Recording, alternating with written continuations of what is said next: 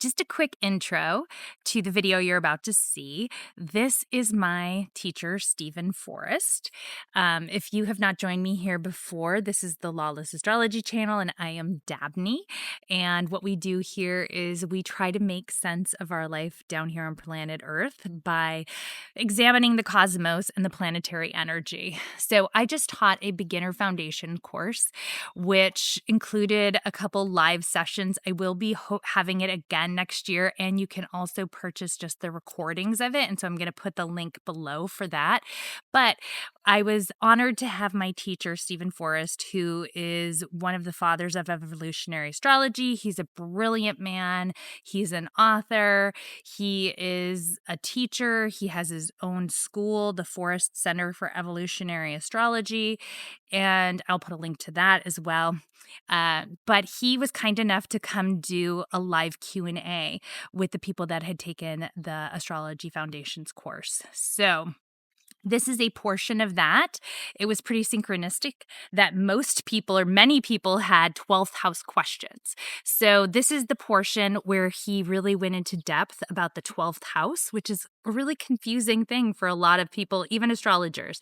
So I hope you enjoy this Q&A session, a portion of it from Steven Forrest. And please do check out my Astrology Foundations course. It's for absolute beginners if you've ever wanted to learn how to read your own astrology chart. House. The 12th house, it's the house of troubles, and it seems like it's the house of things that are hidden and spirituality, but institutions. Can you talk a little bit about the 12th house? Yeah, no, I'd love to. Let me start off with just a very human statement that none of you will have any difficulty understanding. And here it is. When people contact me for astrological counsel, very often what motivates them is they've just been through a bad breakup, or a marriage has fallen apart, or they've lost a job, or one of their parents has died, or a close friend has died. Needless to say, troubles will often make people turn their attention to the kind of deeper questions of life, like what's it all about? Is there any purpose in this? And so on. So the the core meaning of the 12th house is the human urge towards transcendence, the human urge to open our hearts and our minds in this wonderfully transparent fashion to the universe, to God, to the Dharmakaya. Humans have come up with a lot of different names for it, but that mystery, that spiritual hunger, that's really what the 12th house is about. Now, sometimes we get lost in the world, needless to say. We get lost in the great illusion. And if our work in this lifetime is of a 12th house nature, if you got planets in the 12th house, in other words, or some Pisces or some big Neptune, those will do similar things. But if that's the case, and you get forgetful. You're a little bit too worried about making money or losing weight or, any of the usual obsessions. If that's the case, you're off track like that, then the universe gives you a little nudge by your cat dies, Mhm. or your mother dies, or your partner leaves you, or you get a scratch in your new car. It can take a lot of forms, but again, these kinds of losses that turn people's attention to the deeper matters. Now, here's the line that I'm driving toward with all this. This is the good news. If you got planets in the 12th house, you do not have a bad chart. Don't listen to any astrologer who says, oh, you poor thing, look at this 12th house. You will have more than your fair share of troubles in life if you need to. If you need to. And what I mean by needing to is if you become forgetful about your spiritual practice, make that number one in your life. Make that a priority. You can love. You can love your cat, you can love your new car, but just make sure you keep focus on what really matters. And then you are not pulling the trigger on this house of troubles dimension of the 12th house. So let's talk about planets in the 12th house. The Mhm. specific question was for Pluto in the 12th house. Yeah. So how do you read planets in the 12th house? Obviously, the planet is going to give a certain flavor to what you just talked about. But then when you have Pluto, do you sort of want to give them your definition of Pluto to start Yeah. with? And by Mhm. the way, he's written a whole book about Pluto. So, Yeah. The book he of can Pluto. talk about Pluto for hours on end, but just to kind of orient us and then bring us to that Pluto in the 12th house. Yeah, Pluto and I go back a long way, you know. But here's let me approach this in a more general way. What I'll say initially would apply to any planet in the 12th house, and then we'll focus on Pluto. And so the notion is that when we're thinking positively and encouragingly, trying to help somebody be on the right track with the 12th house, think of the planet in the 12th house as their guru, so to speak, as the spiritual teacher for that person. Now, I want to quickly say it does not refer to somebody else. It's not like a Hindu gentleman with a long white beard necessarily. It's really part of you. You know, the planets in your chart are part of you, but it's a part of you that is sort of your leading edge in terms of your mystical and spiritual explorations. It's the wise teacher who knows what you need to learn. We could say the planet stands between you and a higher state of consciousness, not as an obstacle, but as a bridge, as a guide. And each planet can be understood that way. Now, with Pluto, Pluto is the sovereign lord of psychoanalysis. Whether it's like formal, like we're Freudian or Jungian analysis, or we're just having an honest talk with ourselves. That's psychoanalysis too.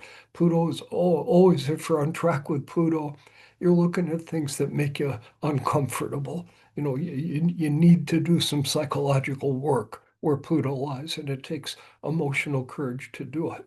So, pulling all these threads together, I want to imagine there's, let's say there's a woman who is deeply committed to the spiritual path. She's sincere about that. God bless her.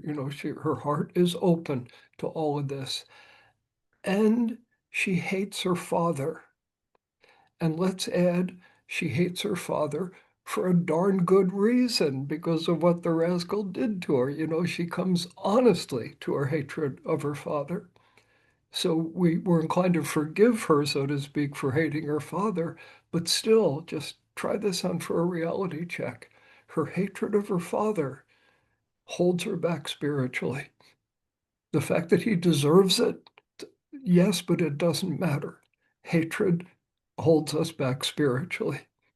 So what should she do? Pretend she doesn't hate her father? No, that's not going to work. The hatred is still there. The flight into light won't work for her. What she needs to do is deep psychological work, hard work, getting into the raw experience of why she hates her father. She may have to, I picture her crying in a therapist's office or beating a pillow. I don't mean to be silly, but you can't do Pluto work if you're afraid of strong and raw emotion. But through that courageous descent into the dark, if she's willing to do it, she can begin to become less identified with that wounded place in her, and that frees her to do her evolutionary work. So Pluto becomes the guru. Now, just to end on a happier note, what if you have Venus, in the 12th house? And there is something I guess many of us can relate to. One of the deepest, most compellingly real spiritual experiences any of us can have are looking into the eyes of a beloved. I was playing in a band once, and this a woman in the band, a Scorpio woman married to a Scorpio guy. She came a little late to band practice with her hair all a mess, if you get my drift, and she had been hanging out with her husband, And and she said the sweetest thing. She said, he he looked at me and he said, "You have a soul." Just that, in a way, it's sort of an obvious statement, but she said it was like the shock of his recognition that she had a soul. And of course, she's looking back into him. You just feel the goosebump magic of that moment. So, if Venus is in the 12th house, love, human love, surrendering to it becomes the most effective yoga for you in this lifetime.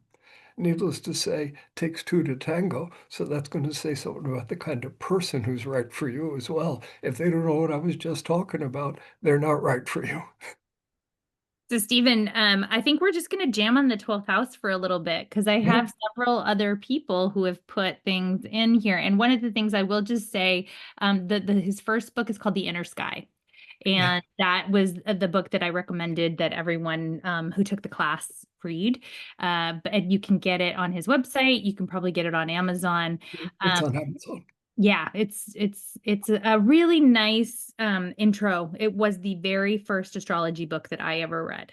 And that when I got it. And that's when I don't know if you know this, Stephen, but in the back of the book at the time, there was a little like thing about your apprenticeship groups in Napa and down in San Diego. And Uh-huh. and it was back before, I mean, we had the internet, but like it was just emails at that point. And I just emailed Vanessa and so, okay, Let me jump in if you don't mind. This is such an amazing story. I can't resist it. It's pretty quick. All these synchronicities around that book. So the dean of my school, the dean of the Forrest Center for Evolutionary Astrology, a woman named Katie Cadge. Her father was an art director at Bantam Books, and 30 years before I met Katie, he designed the cover of The Inner Sky. wow. Yeah, Isn't that that book is amazing? it's got some magic behind it. It So sure does. Yeah. okay, so let's go with all right, we've got a bunch of 12th house questions. I think it's kind of kicked off people thinking. So we have Mars in the 12th house. You wanna riff on that one for a second? Hmm. So the great virtue of Mars is courage. Mars, the god of war. So, warriors value courage. If you got Mars in the 12th house, in this incarnation, you are poised for an extraordinary breakthrough in consciousness, an experience of sudden enlightenment, so to speak. I mean, it may not be total enlightenment, but a real breakthrough. And all that separates you from that breakthrough, the thinnest eggshell, and it's composed 100% of fear. So you got to face the fear in order to do the breakthrough. I would think of, we use a word like spirituality, and it immediately, sounds positive and good, and who's opposed to spirituality. But where we go with the Mars is the realization that some spiritual experiences can be pretty scary. Like, how would you like to open up psychically and know, for example, sometimes you look at a friend and you know how they're going to die. It's like, do you want that? That's pretty scary. Well, what if you begin to have an out-of-body experience? Your spirit starts to float out of your body into the astral worlds. You make it about a half an inch, and something in you is like, uh-oh, pull yourself back in. That's scary. Spirit leaving the body, that's like death, and we have these powerful reflexes. This is what I mean by that eggshell. And so we have to become braver. I would think of somebody who jumps out of an airplane, let's say, well, with a parachute, of course. And I've heard that the first time you do that, it's totally terrifying. I'm not I'm not volunteering doing it. myself. Yeah, me either. Good Capricorn and Cancer, we have feet on the ground. But I hear that the 10th time you do it, you can't wait. You're not afraid anymore. And it's easy to understand that. So how do we overcome fear? Easiest answer in the world to say, by facing it, by facing it. And so certain adventures become powerful catalysts for a person's spiritual life. A metaphor I'll often use, somebody's got Mars in the 12th house. I'll say you're trekking in Nepal in the Buddhist holy lands, and and and you're 100 yards from a monastery where there's your root guru, and all you have to do is be in the within 5 feet of this person, and your head blows off. It's like all that magic.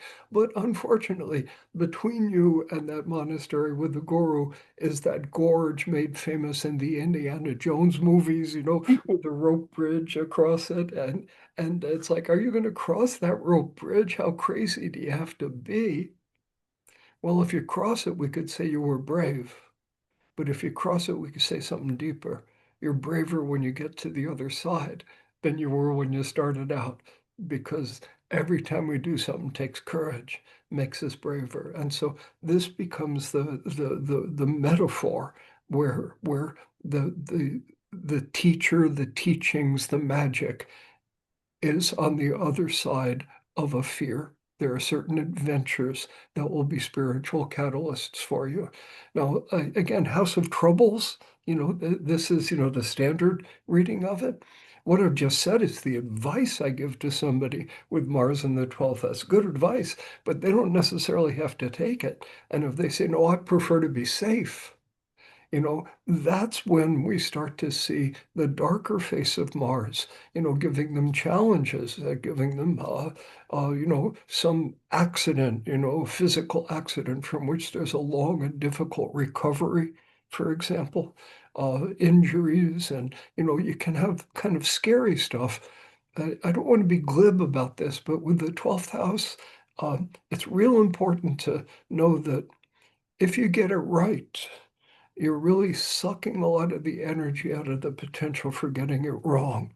And all the getting it wrong stuff tends to be painful. It's about loss in one form or another. With Mars, it could be in the category of injury or something that hurts us psychically or physically. With Venus, it could be lost love. We can sort of go on and look at the planets in those ways too. I prefer to accentuate the positive. All right. So speaking of the positive, we have another 12th house question since we're Oh, just going to jam on the 12th yeah, house. oh, that's fine with me. So I have a sun in the 12th house and Gemini. Ah, Give me what you got with that. mm-hmm. Sun in the 12th house in Gemini. Let's start with the sun in the 12th house. First, that is a radically emphasized 12th house. When you have your act together in this world, sun in the 12th house, you are on the spiritual path. That's task number one. Keep that first and foremost in your mind, and your life will go better. Now, the sun, it's interesting that we have a strong association between the ego and the sun, of course. Sun translates fairly nicely into ego. And when we think of spirituality, we often think of transcending the ego. So there seems to be a little tension there. But here's the key. Sometimes your ego becomes a tool for your evolution. That without an ego, without your ability to say, I have a right for everything to orbit me, just like the sun is the center of the solar system. Sometimes without that, we don't have the experiences that we need to have. And so for such a person, certain acts of that will be interpreted by others as selfishness are essential to the spiritual evolution. For example, I just make this up, but to illustrate and make it human, sun in the 12th house, there's Sorry, I'm not going to join the family for the family reunion at the beach house this summer. I know this breaks everybody's heart, but there's this yoga retreat that I really want to go to instead. My apologies. See ya. You know, and so how does the family interpret that? A person is being selfish. But at that yoga retreat that they chose to go to, there is evolutionary rocket fuel. There is breakthrough.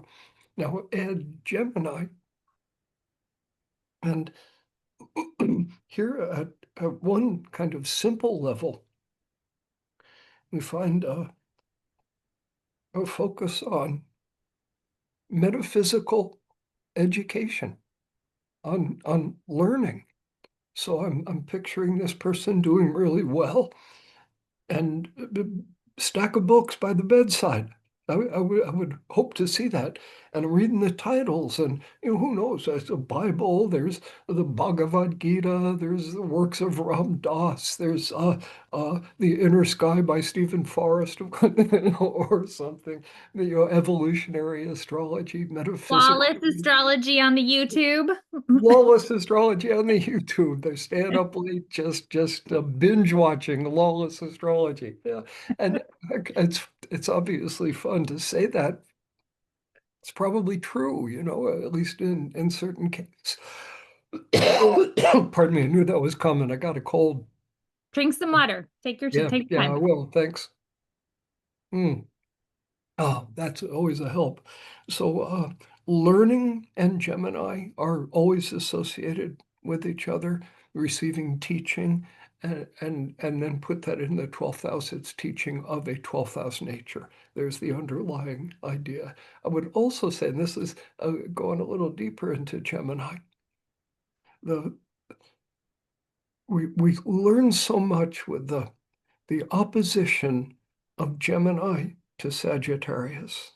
They're both holy paths, but one way I like to describe this is I imagine the great god Gemini and the great god Sagittarius both go to work for the newspaper. And the great god Sagittarius is writing the editorials, and the great god Gemini is writing the news. Now, a good newspaper has both of those. You got to know what happened, and you got to get some help figuring out what it meant. And Sagittarius is about connecting the dots. It's the philosopher. Gemini energy at its best. It's like the mantra for Gemini. It's like whatever I see, whatever I think I understand, it's more than that. It's beyond that. And so it's like Sagittarius can be related to religion. We often think of the 12th house, mystical house, in religious terms, but there's a kind of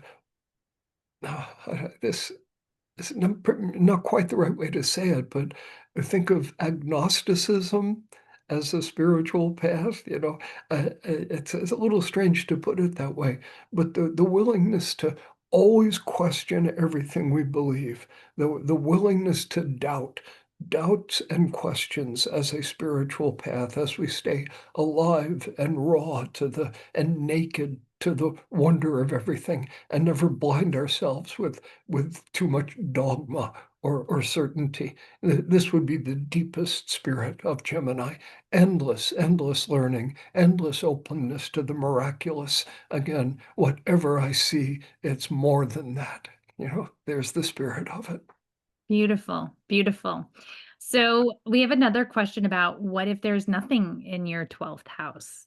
So we know from the course that there's always the planetary energy on the cusp. But Yeah. do you want to talk about, anything deeper, or your philosophy on reading when there's no planets in a house, especially the 12th? Sure, for sure. I'm glad you started off as you did, because there is a sign on the cusp, and if you got Sagittarius on the cusp of your 12th house, that's Sagittarian energy, like I was just describing it. It's a key perspective.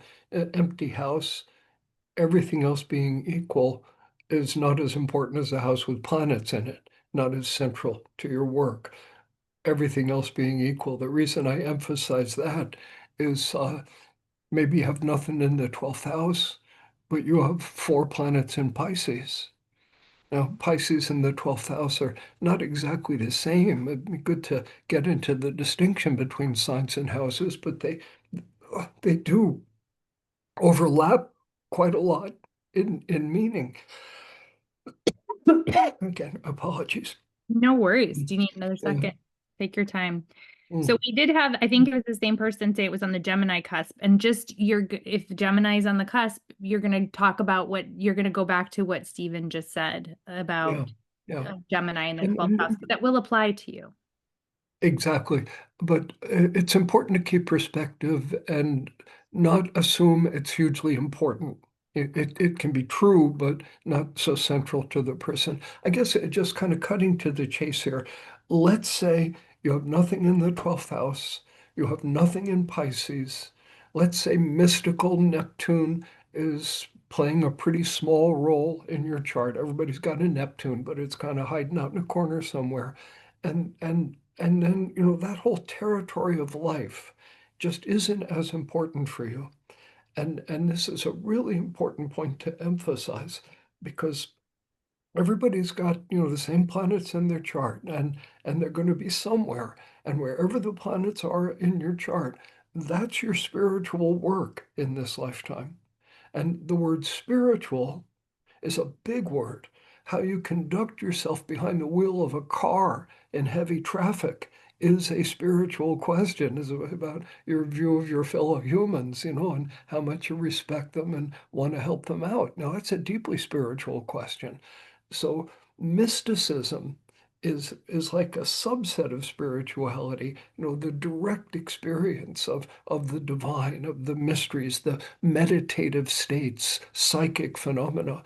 Those are 12th house areas. But somebody's maybe, again, no Neptune or very little Neptune, no Pisces, no 12th house, massive fourth house, massive fourth house.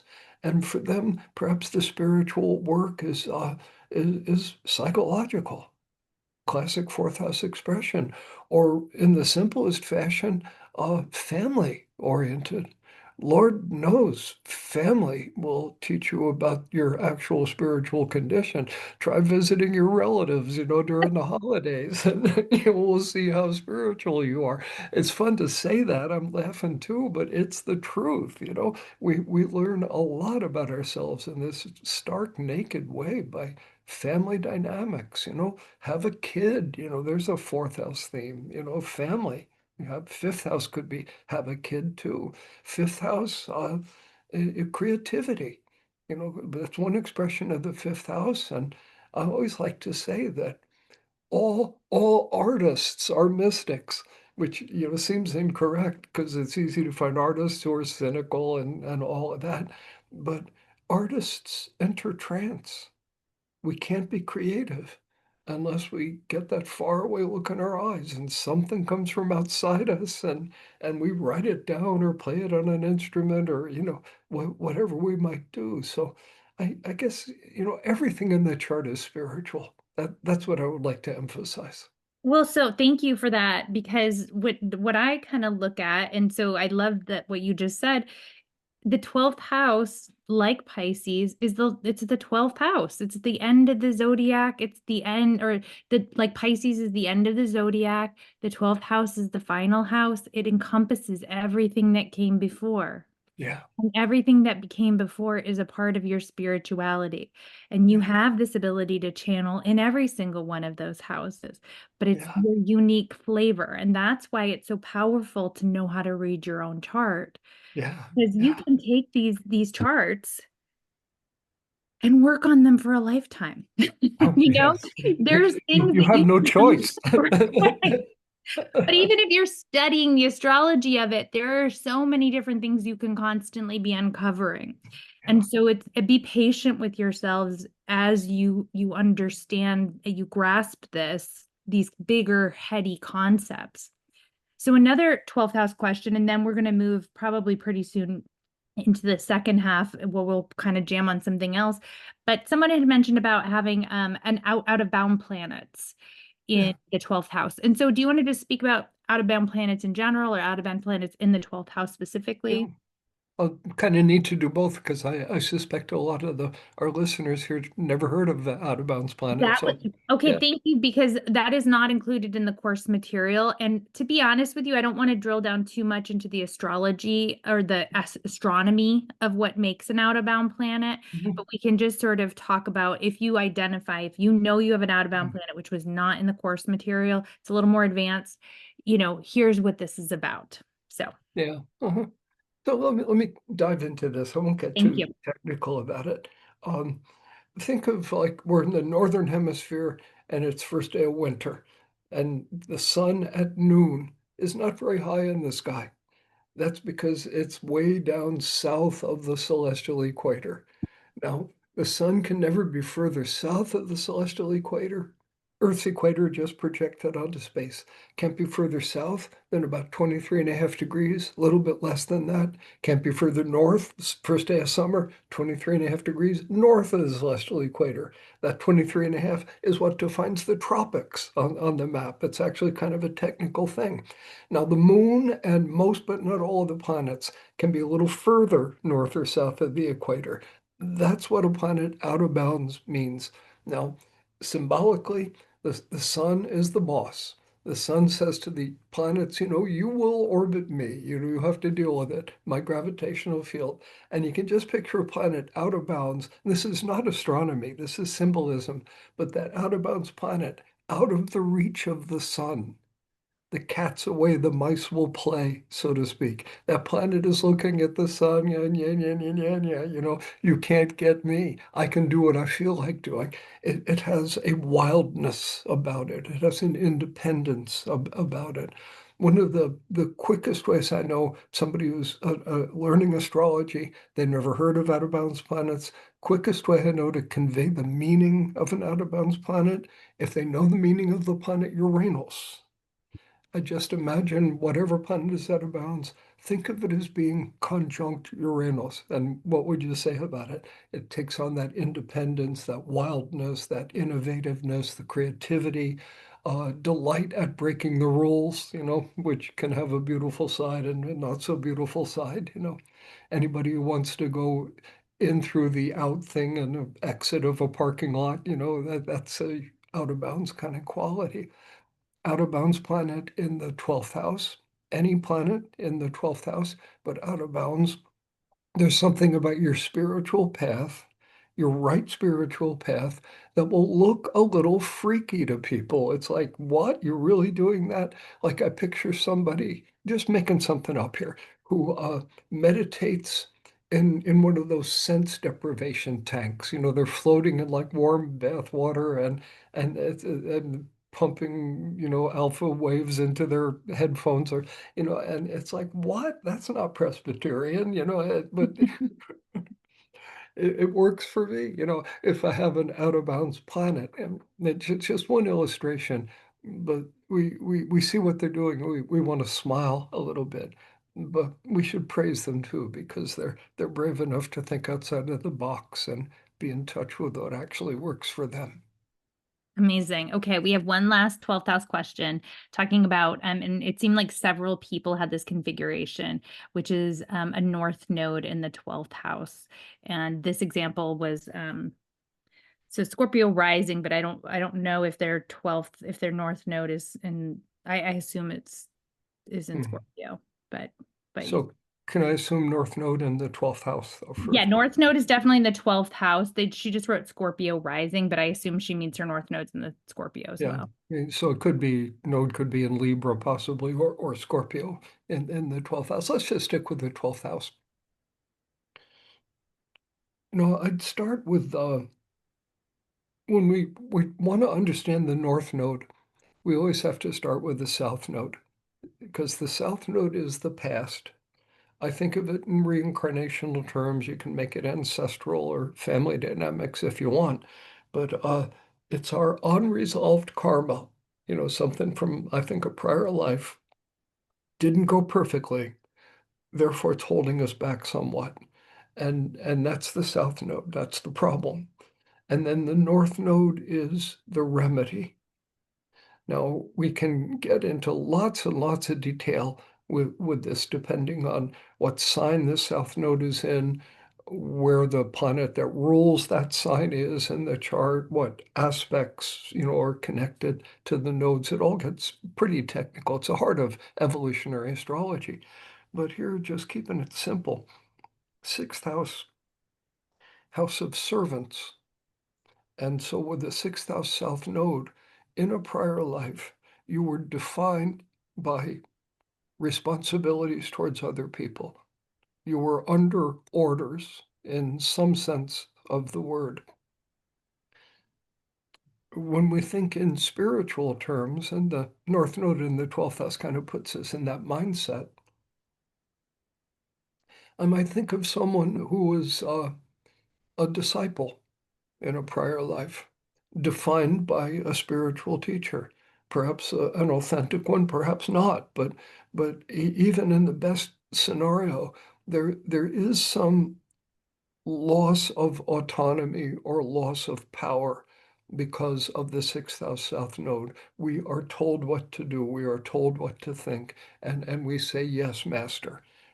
Again, that sounds fishy. It can be fine, it cannot be fine. There's all sorts of shades of gray. But yes, master, submission. And in this lifetime, North Node in the 12th house, it's time for you to go sit on the mountaintop by yourself and see what you discover. We don't need no stinking guru. That's kind of the spirit of it. And all due respect to the authentic spiritual lineages, but if you met a true guru and you have this configuration, that guru would probably disappear, wisely knowing that the last thing you need is somebody external to you telling you what to do, what to experience, what to believe. You need to go find it for yourself. Direct experience. That's always the 12th house. Beautiful.